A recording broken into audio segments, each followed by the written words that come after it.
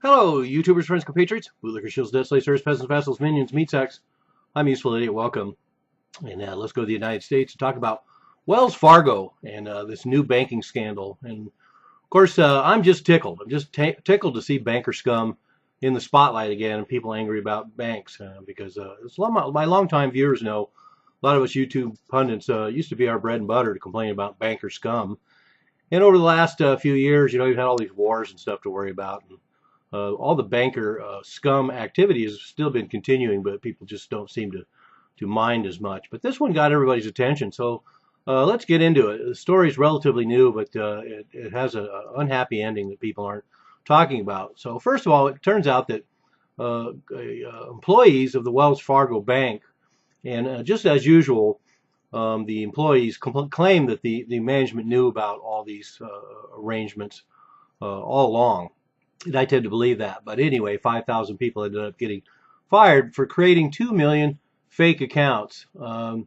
Theoretically going back the last 5 years, but there's some articles I've read that suggest this goes back 15 years. So once again, we have all these banks that are doing all these overlapping criminal activities that continue on and on and on. And we may find out about one, but there's always more going on.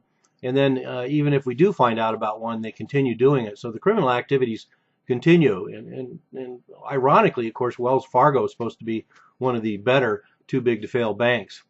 But anyway, it turns out that these accounts and credit cards were never authorized by the customers, and they were opened by employees to make sales quotas, get bonuses, and avoid termination. And as you would imagine, of course, this fattened the executive bonuses as well. In fact, it was highlighted that Stumpf, the CEO, was going to leave with $155 million as a direct result of all these bogus accounts.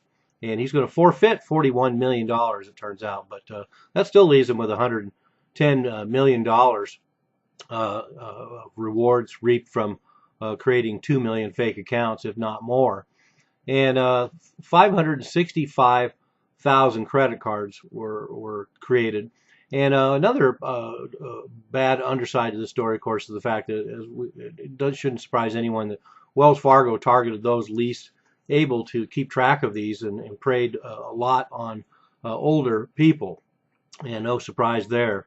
But one of the other things that about this story that's worth noting, of course, is that if one bank is doing it, then the other banks are doing it too. It's just a good rule of thumb I use.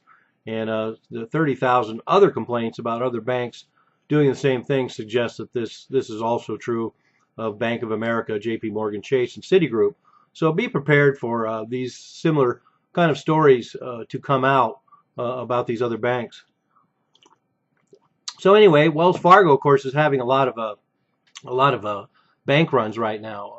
The handful of hedge funds have stopped doing business with Wells Fargo. A number of city and municipal pension programs and bond sales agents have discontinued doing business with Wells Fargo. So they're feeling it somewhat, but once again, it's surprising that this bank can even be in business. And one of the things that led up to this as well, too, is of course that the bank stress tests cleared the way for dividends and buybacks this last year. So all these banks have announced that in spite of Brexit, their market hits are hitting an all-time record. And so Bank of America is doing $5 billion in paybacks and buybacks and dividends. Citigroup $8.6 billion, J.P. Morgan $10.6 billion, Morgan Stanley $3.5 billion, Goldman Sachs has plans for buybacks and dividends as well. So times have been good for these banks, and yet they still feel this need to indulge in these criminal activities. And not only that, another indicator that times are good at these big banks is that in 2015, executive pay went up 7.6%.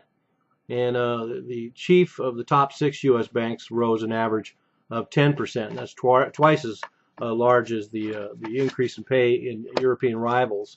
And why I say the story doesn't have a happy ending is the idea that now we have the Congress is now looking into the fact that perhaps upwards of 10,000 small businesses have also been affected by these predatory practices and these fraudulent practices. But even more importantly is the fraud will continue. as an excellent interview with William Black points out, the fact is that there's a huge proportion of these products that Wells Fargo sells to its customers that they don't need, and that's done on a massive scale. So we're not talking about 2 million fake accounts. We're talking about tens of millions of people being defrauded by being sold products they don't need by Wells Fargo, which is considered perfectly legal, but is another form of predatory banker scum activity. So there you have it, Wells Fargo. I really appreciate Wells Fargo. I really appreciate you guys coming out and making it cool to bash bankers again and to rail on banker scum and showing that in spite of the last 5, 6, 7 years since the last recession caused by banker scum and the fraudulent activities of banker scum are still acting like banker scum. I'm a useful idiot. Don't you be one too.